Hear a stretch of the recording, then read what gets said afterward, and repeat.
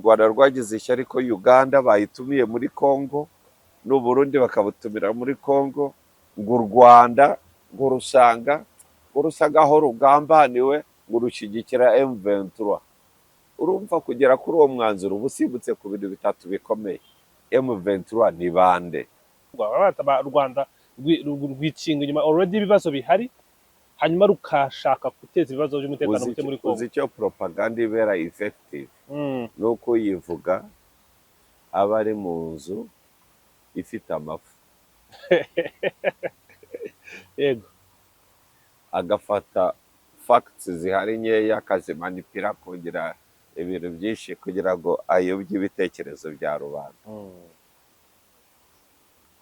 Buriya intambara ntabwo ari propaganda, nubwo propaganda ibarirwa mu ntambara, ariko intambara ntabwo ari propaganda. You shoot, abantu barapfa.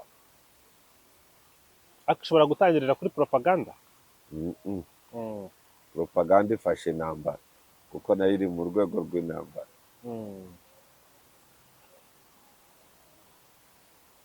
Ubundi propaganda ni side effect zikwereka ko intambara ihari. Like ni nk'ibyuririzi.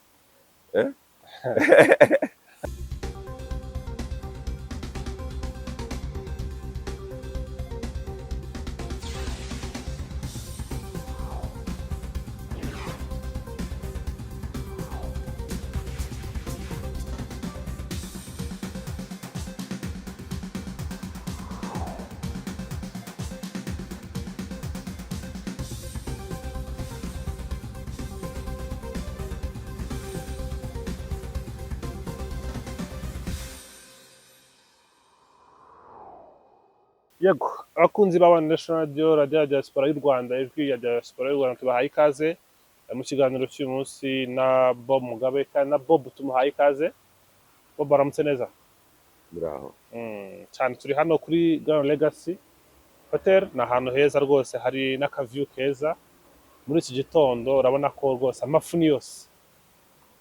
Hari iyi hoteli ni inyenyeri zingahe? Inyenyeri enye. Enye? Okay. Ni 4-star hotel. Kigali dufite nk'eshatu cyangwa enye z'inyenyeri eshanu.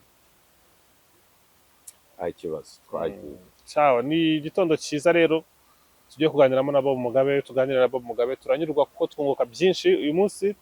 Ndagira ngo tuganire ahanini ku birebana n'umutekano w'u Rwanda. Umutekano inzego z'umutekano zo mu Rwanda zigaragaza ko zifite threat ikomeye cyane, umutekano biri muri Repubulika ya Demokarasi ya Congo. Ariko turabihera ku kibazo kiri current, tunumve n'imvugo ziri kuvugwa n'abayobozi ku mpande zitandukanye, twumve n'icyavamo. Mu minsi ishize hari raporo y'impuguke zivuga ko ari impuguke kuri Repubulika ya Demokarasi ya Congo zakoze raporo zivuga ko ikibazo cya M23 kongera kugaruka muri 2021 ntabwo cyagarutse, kubera ko ari impamvu zivugwa kandi zatumye kigaruka, z'uko abaturage bimwe uburenganzira, abatutsi batotezwa muri Repubulika ya Demokarasi ya Congo n'abicwa, ahubwo ari u Rwanda rwagitangije kuko rwari rufitanye umubano muke na Uganda n'umwuka mubi, abantu bari bashobora kubyara intambara. Uganda yaje muri Congo kurwanya ADF, Uburundi buza muri Congo kurwanya Tabara ku masezerano yarasinywe hagati y'u Burundi na Congo ndetse na Uganda na Congo. U Rwanda ruravuga ruti kuba baje tugasigara, ibi ni ikibazo ku mutekano wacu. Uganda dufite ikibazo kimaze imyaka, bashobora kuturasa baturutse muri Congo. U Rwanda ruti dutangije M23, twongeye kugarura M23, natwe tugire presence hariya. Izo raporo wenda ntabwo nkubaza n'ibyo bakoze n'ibyo cyangwa se ibyo, turatera imetero turebe ugushoboka kwabyo. Ibyo bintu urabivugaho iki nk'umusesenguzi? Gutera imetero ntabwo numva icyo bivuze. Gutera imetero ni nko gupima nyine, ukareba ugendeye ku byo wumvisha ukabasha gusesengura. Nko gusesengura actually. Gusesengura musigaye mubyita gutera imetero. Hari magambo menshi asobanura ibintu byinshi bitandukanye mu buryo butandukanye. Uretse ubujijisha. Gusesengura musigaye mubyita gutera imetero. Icyo ni ikibazo gikomeye kuko gishingiye kutamenya ubusesenguzi n'iki. I don't want to go that road with you. uzi impamvu Eh, ni uko mpora mbisubiramo. mm, Gusesengura ntabwo ari my own opinion, nta nubwo ari ubupfumu cyangwa uburaguzi. It's a science. Ufata les effets, the facts available and events. Iki cyabaye ibintu byakurikiranye gutya. None mu by'ukuri ukuri ku birimo ni ukuhe? Twitega iki? gutera imetero mu cyongereza it is to connect dots, kandi ibyo ngibyo uri gusobanura. Connecting dots ntabwo watera imetero connecting dots. Ushobora no kuyitera rwose dots zitandukanye. That is not true.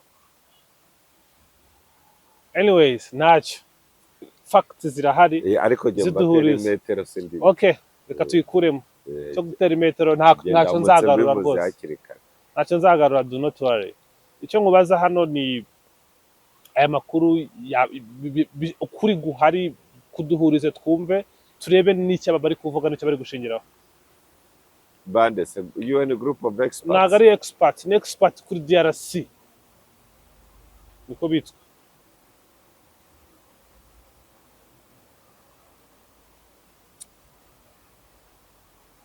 Urumva bariya abantu bose ari UN experts, ari just independent experts on DRC, ari abaki, byose ni politiki, kuko birengagiza ukuri kwa science. Ndago urugero, wari uvuze ngo abo ba experts ngo baravuze, sindi bisubiremo byose, ngo u Rwanda nirwo rwongeye gusubira muri Congo rwitwaje M23. Tugiye kubireba ese nibyo cyangwa si byo. Cya mbere, M23 ejo bundi ijya kugaruka, Makenga n'abasirikare be bari Uganda.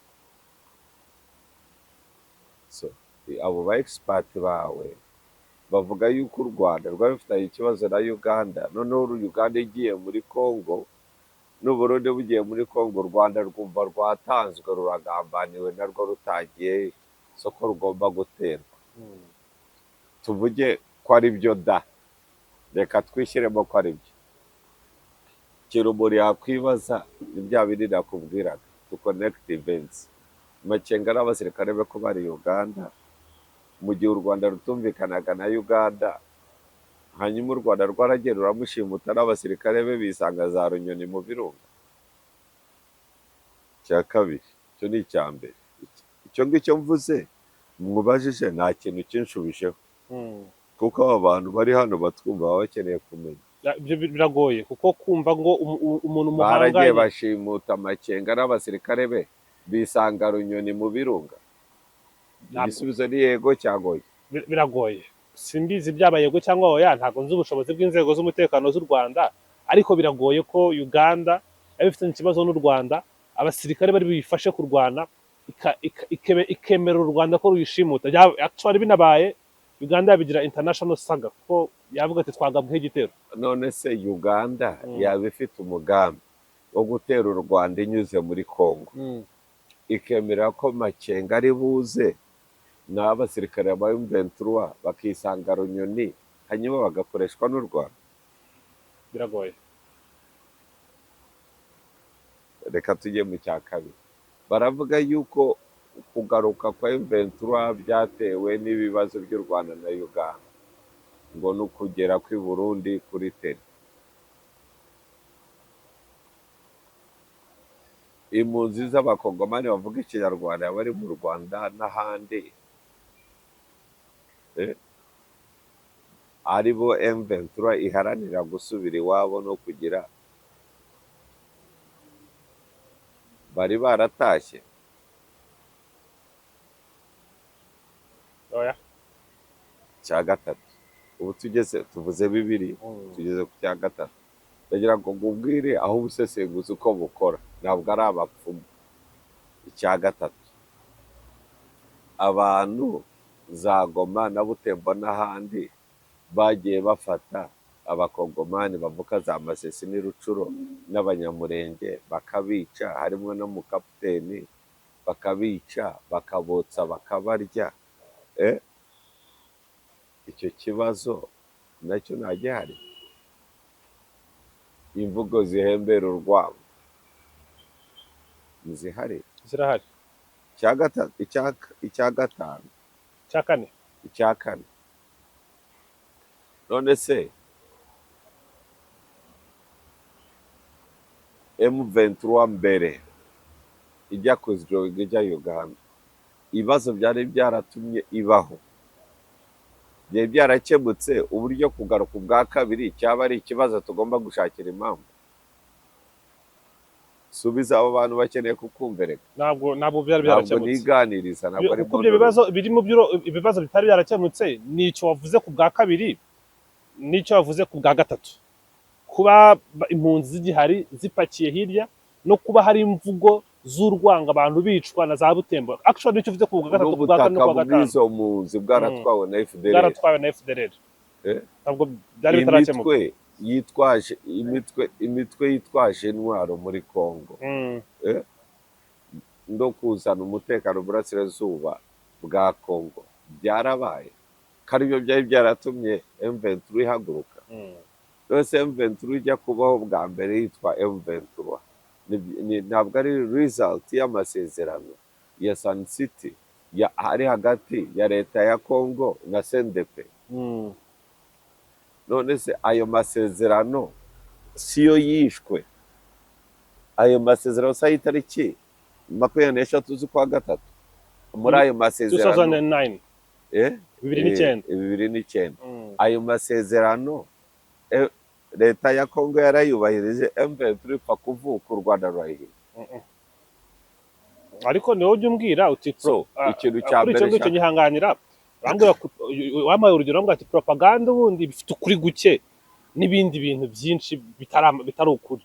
Ushobora gusanga nawe mu 23 mu byo ukora igendera kuri bike by'ukuri. Ntabwo ndi kubivuga, ndi kuvuga ndi kurema scenario yindi counterfactual yuko hashobora kuba hariho wenda ubundi buryo abantu bakitwaza ikibazo gihari kugira ngo nabo bagire ikintu bakura muri Repubulika ya Demokarasi ya Kongo. Bande siri bwo kumva ikibazo. Ikibazo n'u Rwanda rega ruri kuvugwa, u Rwanda rwikinga inyuma already ibibazo bihari, hanyuma rukashaka guteza ibibazo by'umutekano muke muri Kongo. Uzi icyo propaganda ibera effective nuko yivuga aba ari mu nzu ifite amafu yego, agafata facts zihari nkeya akazimanipira kugira ibintu byinshi kugira ngo ayobye ibitekerezo bya rubanda.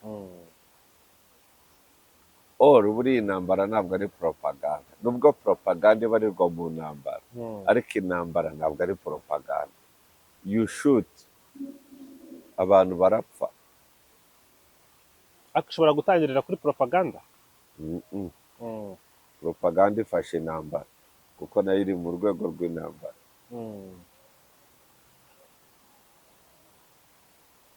Ubundi propaganda ni side effect zikwereka ko intambara ihari. Like ni nk'ibyuririzi.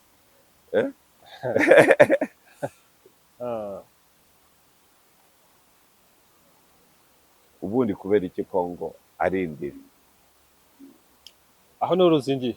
Uburyo aho umuntu umwe yaza, Uganda yaza, n'Uburundi bwaza, noneho u Rwanda narwo rukitwaza M23 narwo rugeyo. Why? Ako Uganda ijyayo byari amasezerano. Wibuke ADF yagabye ibitero yica abantu. Ako ntabwo ari amasezerano. Ari amasezerano ndi bilateral. Bana yahaye n'izina ra operation bayisizina. Icyo kibazo cyanjye. Ikibazo cyanjye ni amasezerano twe dukora na Congo tukajya inshuro zirenze 3. Agiye. Good. None se Uganda kuba nonanga ifitanye amasezerano na Congo ni igitangaza, nibo bonyine bayagiranye. Uburundi se nufitanye amasezerano na Congo. Why is it a big deal? Wanagira ngo nibajya bababwira ibintu mujye namwe mukoresha ubwenge. Ubwo ko twabyumvishe dushyire mu bwenge kubera ko tubikubashije. Oya, mujye mushyira mu bwenge. Niba bakubwiye ngo Uganda, u Rwanda rwagize ishyari ko Uganda bayitumiye muri Congo, n'u Burundi bakabutumira muri Congo, ngo u Rwanda ngo rusanga aho rugambaniwe ngo rushyigikira M23.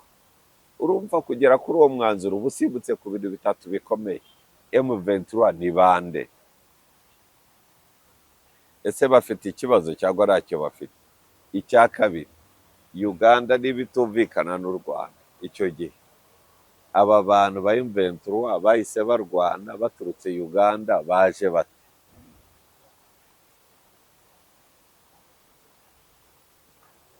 Ntabwo wavuga gusa ngo u Rwanda narwo rwashatse kuba rwitwaje M23 ugashaka kwigira nk'aho M23 isi iva mu bicu iragwa. Oya. These are men armed with Abagabo their bafite imbunda. commander in Uganda, crossing over, finding themselves in volcanoes of DRC. They spend more than 2 years training, equipping themselves abantu bavuye muri Uganda until bafite they intwaro took over Bunagana. baraza bari imyaka 2 bakora imyitozo Irenga. mu misozi hariya Za za Sabye Runyoni. za Runyoni Eh, paka bararwana batangira gufata za Bunagana. eh, Bamaze imyaka 2 bakora imyitozo. eh. Now, abo bantu se mu by'ukuri iyo ubarebye neza ni result y'u Rwanda rwangana na Uganda? I don't think so. Kubera ko ntabwo u Rwanda rwaba rwangana na Uganda ngo ba bandi u Rwanda rushaka gukoresha noneho bajye kubatira Uganda babaminge babatraininge for 2 years bisange bafashe Bunagana. Yego. Intambara ya M23 igeze Butembo, ejo bundi bafashe inuza uriya mupaka ubahuza na Uganda uwitwa Isasha. Ubu bafite imipaka 2, bafite Bunagana, bafite n'uwo ngo wundi. Ariko urumva iyo ni imipaka ya Nord Kivu. Ni ukuvuga ko ubu ngubu bakontorora ubucuruzi bujya muri nusa za Butembo, ari ukujya za Beni, Butembo, aho hose. Nawe ikibazo kikaba ngo ni gute umuntu duhanganye ntekereza ko yanerera muri Kongo yanga abaye igitero ageze muri Kongo ariho wamereza abantu bazatuma nanjye njya muri Kongo. Cya kabiri, operation Suja irareba specifically the other side, majyaruguru ya Nord Kivu, za Ituri. Operation y'abarundi bajya kurwanya Red Tabara, the Sud Kivu, or M23 Rucuro Masisi.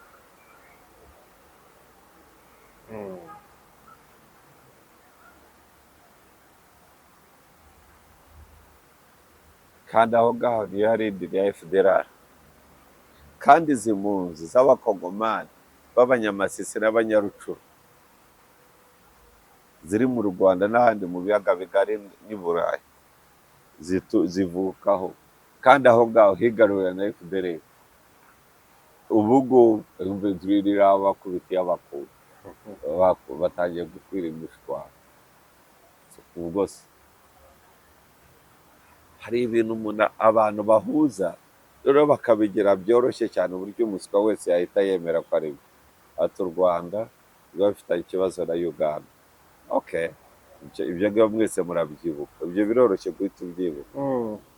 Uburundi nabwo bafitanye ikibazo n'u Rwanda, ibyo nabyo biroroshye kubyibuka kuko ni imipaka iracyafunze. Uburundi bwemererwa na DRC kujya gushaka abanzi babo muri Sud Kivu, Red Tabara. Uganda yemererwa kujya gushaka ADF naru muri Ituri. Noneho u Rwanda rugira ikibazo yuko rwaterwa. Ubyumvise gutyo ni ibintu byoroshye cyane, byoroshye kumva. Ariko that's false. Ni ukuvuga ukuyeho ko M23 yabayeho bwa mbere,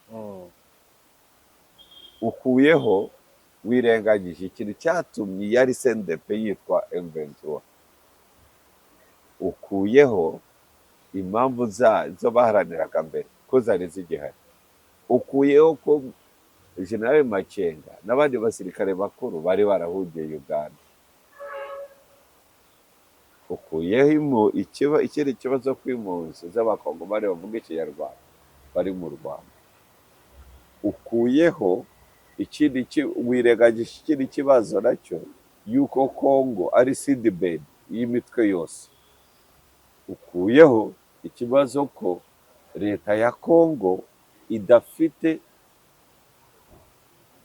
integrity, idafite sovereign integrity, sovereignty yayo leta ubwayo ntabwo ifiteho control.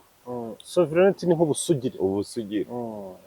Donc leta ya Kongo ntabwo ifite abasirikare na polisi bacunga umutekano, ahantu hanini hafitwe n'imitwe, nawe wagenda ugashega uwawe ukitegekera.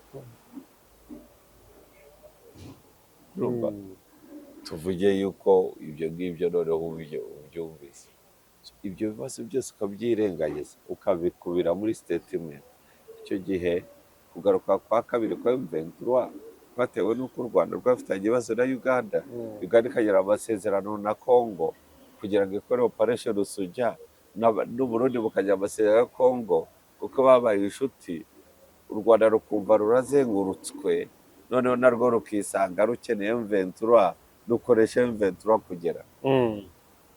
Nta logique irimo.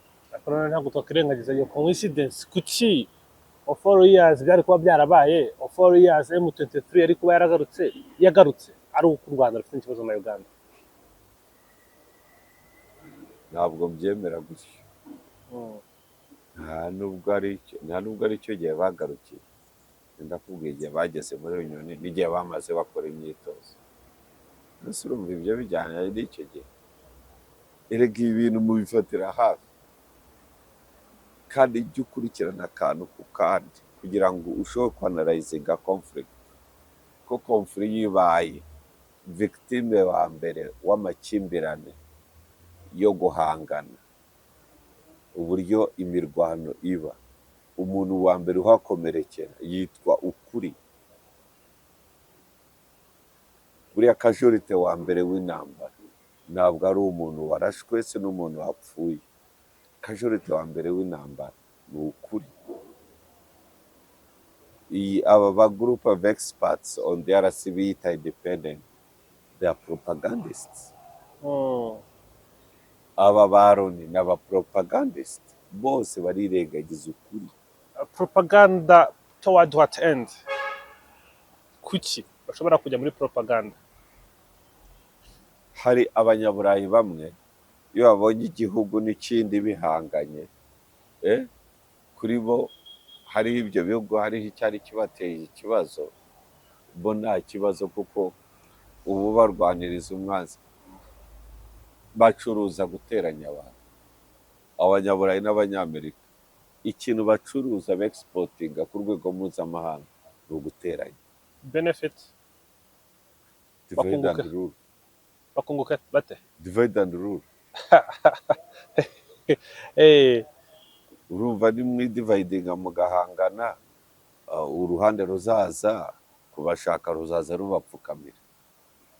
Ubona umuntu ngo ni minisita n'iki yaranze akajya gusuhuza n'amaboko yombi asuhuza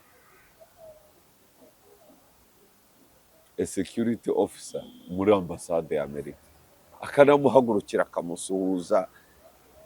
N'umuntu security officer ni umuntu muto cyane muri embassy, nanjye ubwanjye sinajya kumureba.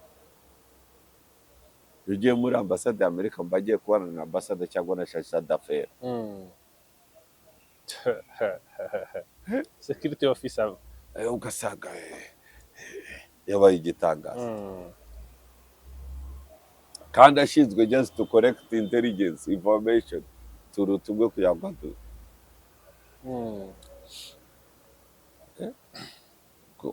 nguriya ngo ni consular officer, umuntu utanga amavisa nawe akaba igitangaza. ari kwitanga muri Amerika. Icyo ushaka kukubwira ni iki?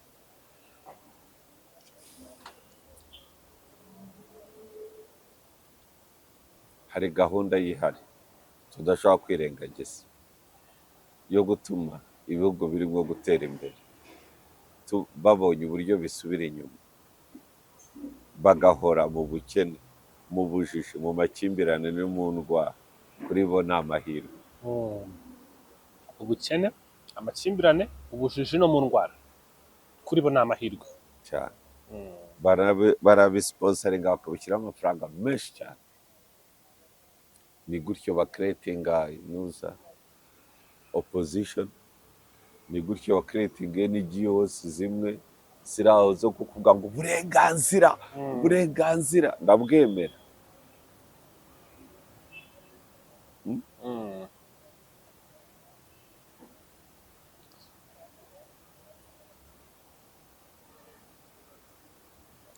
Ndanabuharanira, ariko ugasanga icyo kintu cya movement cya rights kiba gikabiye. Uburyo bakora, uburyo hari side imwe y'abantu bari ku butegetsi n'abandi bagomba guhora bahanganye. They make sure ko nta mutegetsi ushobora kuzana harmony muri icyo gihugu. Bashakisha.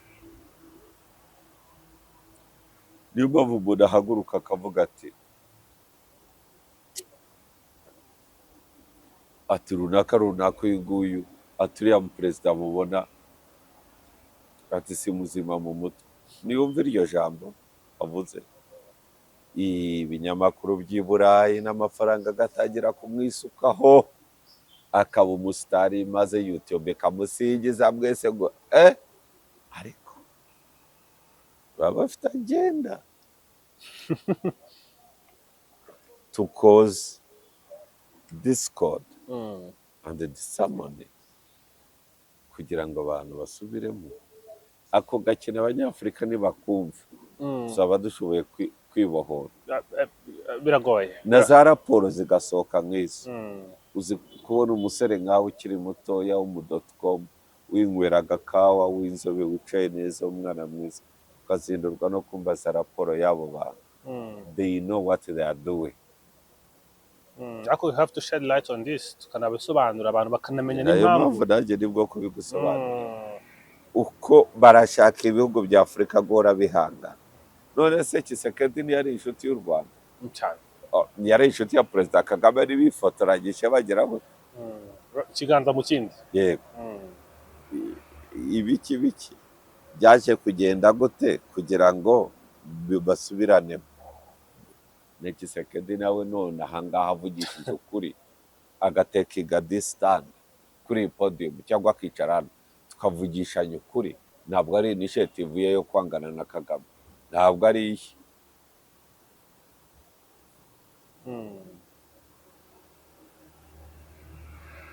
Ibyo byo ndabizi.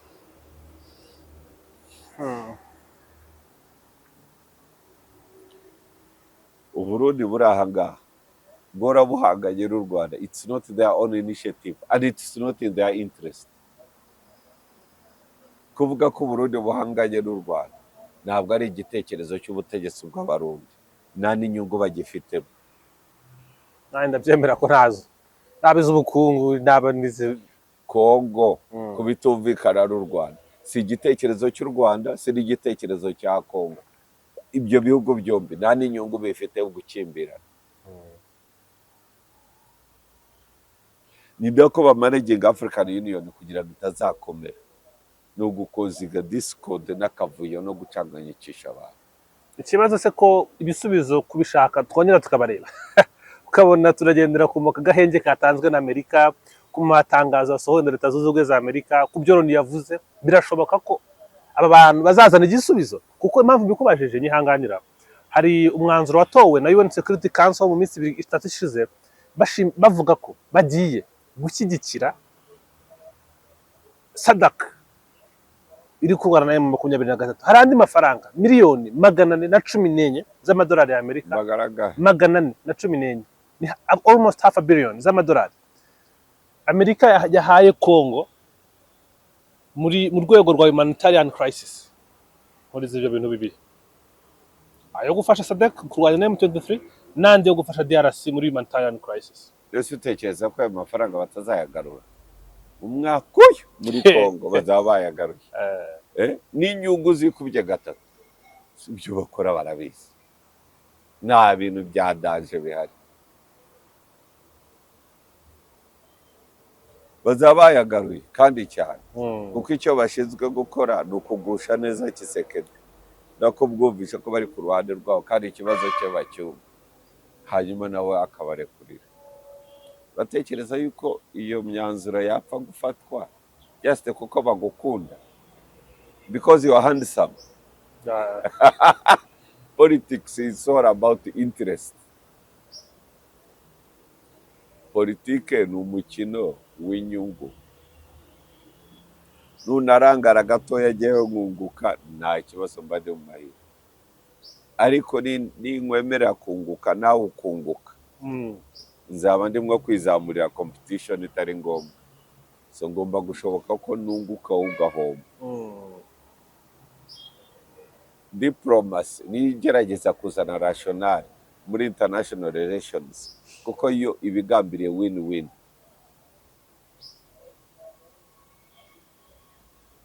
Ariko uburyo ibintu bimeze ni uko abantu barahangana.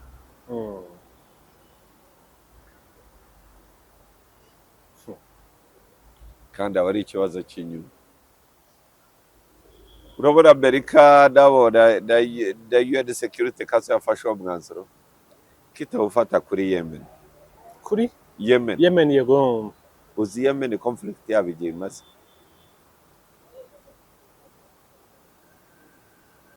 ko batawufata hagati ya Israel na Palestine. bafite ubwoba ko iriya ntambara ishobora no kuba intambara y'akarere, kubera ko Israel mu minsi ishize yakoze ibitero muri Iran yica umuyobozi wa Hamas. Bafite ubwoba ko bishobora kuba intambara ifunguye. Ariko nubwo bwoba ni nabo babutera, bakoresha media. Nta ntambara y'akarere ihari, nibo bagakontorora bica uwo bashatse igihe cyose bashaka. Ubundi se politike ya Israel ngiye kuvuga ibi ngibi ndi inshuti ya Israel, kuko ndi efero wa Mashavu. Mashavu ni institute y'abanya-Israel of Foreign Affairs, so I'm a fellow.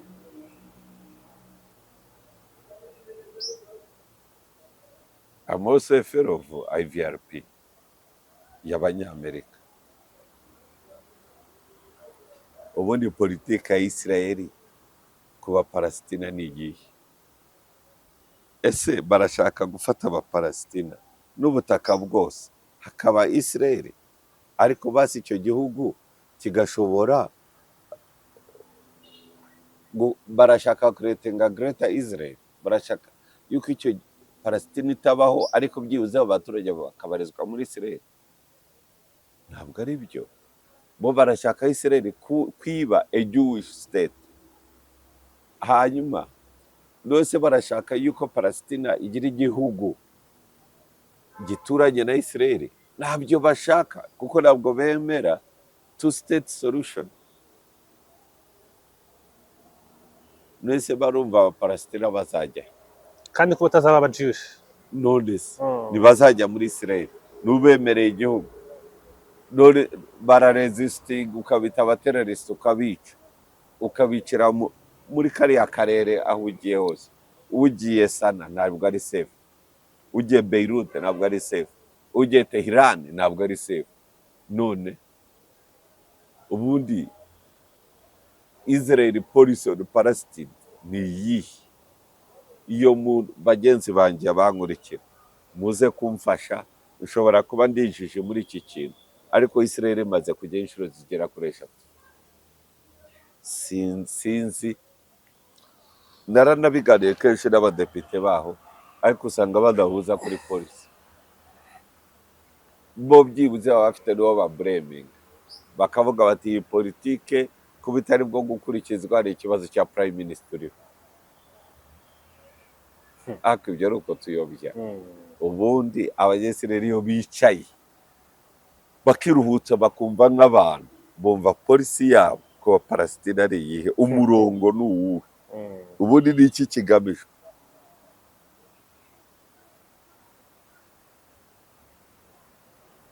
ubu se bavandimwe banjye bagiye gusobanura ino interview bakayisobanurira n'abantu bo muri Israel,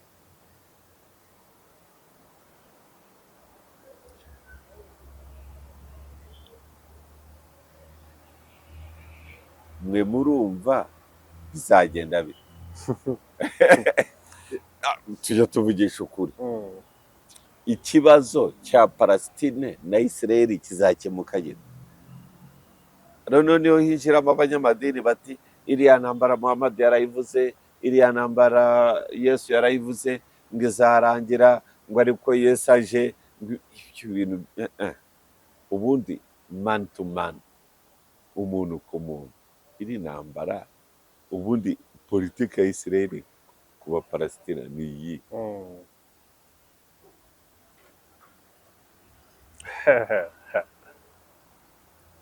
icyo kintu se icyo kintu UN Security Council mbere y'uko iza kuvuga ko cya muri Congo, icyo kintu UN Security Council abantu akuze abantu 15,000 20 bagapfa, 39 civilians, armed civilians, resistant, abana, abagore, iki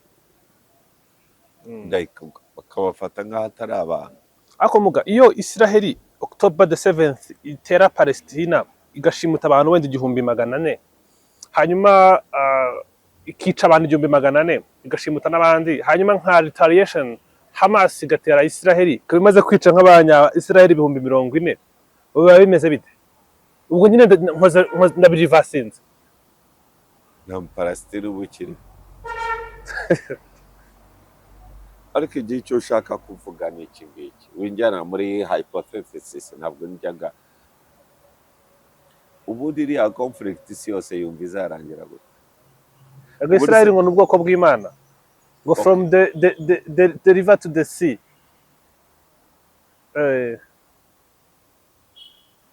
Okay, that's bullshit. Okay.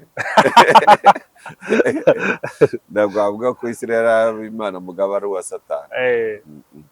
tayari kandi si ngombwa yuko uvuga ko ndi uwa shitani, tari wowe watajya kwiyidentifyinga kuri uw'Imana, uvuze yuko the rest we belong to the other side. uri superior race, uri umutoni kwa Nyagasani, twe turi nuzi. biriya bintu it's global injustice and it is gross, it is bad, it is racism of the highest order. It is devilish, it is inhumane, ni ibikorwa bya kinyamwuga, ntabwo ari bya kimuntu. it is unethical, it is immoral, it is oya, naho waba ushyigikiye Israel, bariya abantu gupfa kuriya ntabwo ari byo. turi mu 2024 izuba riva. Okay, basi wabemereye gushyiraho ubutegetsi bakora igihugu cyabo, barabyanga baragutera, twumve tumenye ko ari abaterariste, noneho duhangane nabo.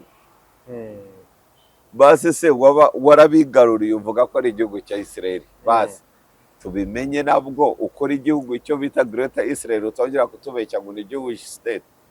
biranga barakomeza barakurwanya. oya, baraho abantu ntibagira igihugu, abantu baraho bafungira amazi bakabafungura igihe bashakiye. Nose uruva bataresistinga. well, nubwo sinemeranya n'uburyo Hamas nibwo kuresistinga, ntabwo byemera.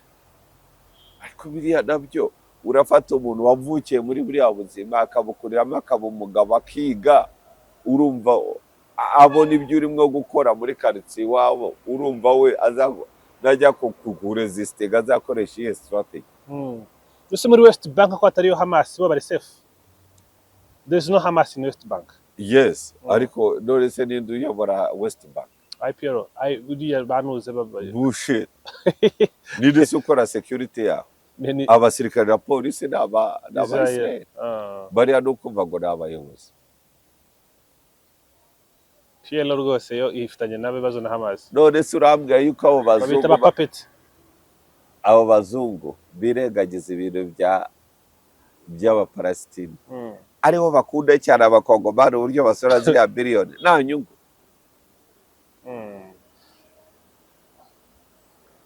Cya kabiri sadeke tuvuge ko bagiye kwishyigikira sadeke mu cyayinanije intambara muri Congo ni amafaranga yabuze.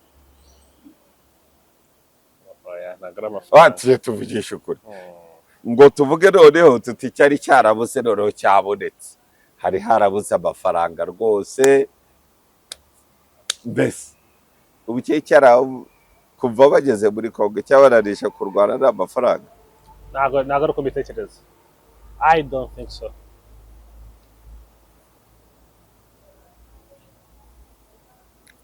Uratekereza yuko inyungu za Amerika muri Congo ari izihe? Narakubwiye tugiye gutangira gukora investigation tureba mu kintu cyabaye n'indi ugifitemo inyungu. Jyewe ntabwo nakoresha Peter ngo aze kuguhitana nta nyungu mbifitemo, ngo hanyuma naguhitana ngo basange wapfuye. Umuntu mperuka kuvugana ni abantu 5 ariko harimo Peter harimo na Mugabe, ariko tukareba ninde mwari mufitanye ikibazo. Uwo muntu mwari mufitanye ikibazo ni uko wari ubangamiye inyungu ze, tugashakisha izo nyungu ni izihe. Tuzana monde ya benefice monsieur. Ishingiye ku nyungu. Ishingiye ku nyungu. Muga reka dusoze kuri iyi ngingo. Amaherezo inyungu ntabwo cyishubije.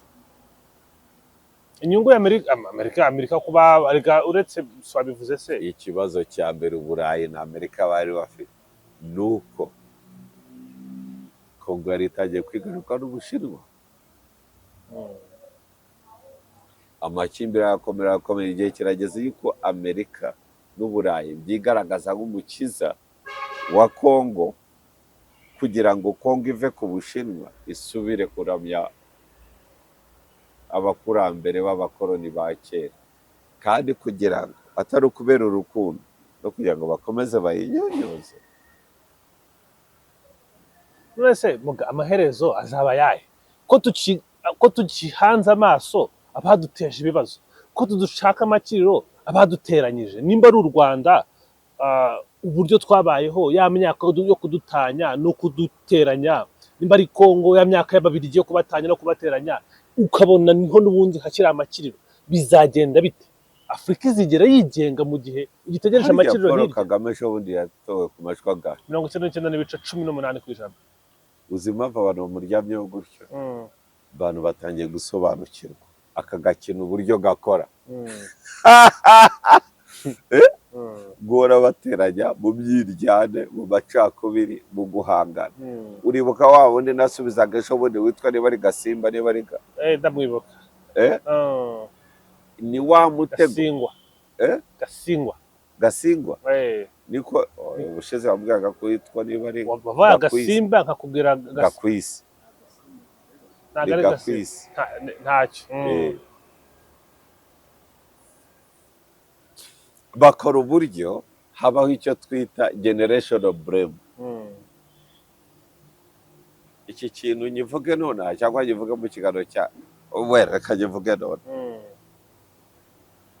Hari imikino y'Abanyaburayi, hari imikino y'abanyapolitiki, kandi bose bakinira ku baturage. Ndaguha urugero, umunyapolitiki akora nabi yagira icyapfa n'undi munyapolitiki akabyitirira abaturage kontra umuturage, akavuga ati ab'izuru rinini barenganyije ab'izuru rirerire. Ab'izuru rirerire bariho noneho nabo bariho baje ubutegetsi buriho n'ubwo ab'izuru rigufi.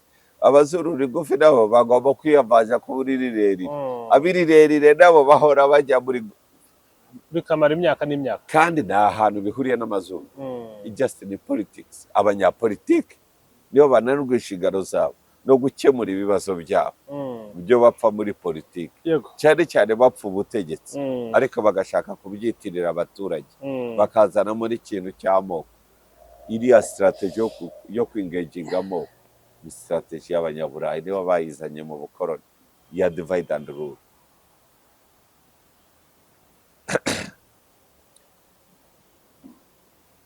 Abazungu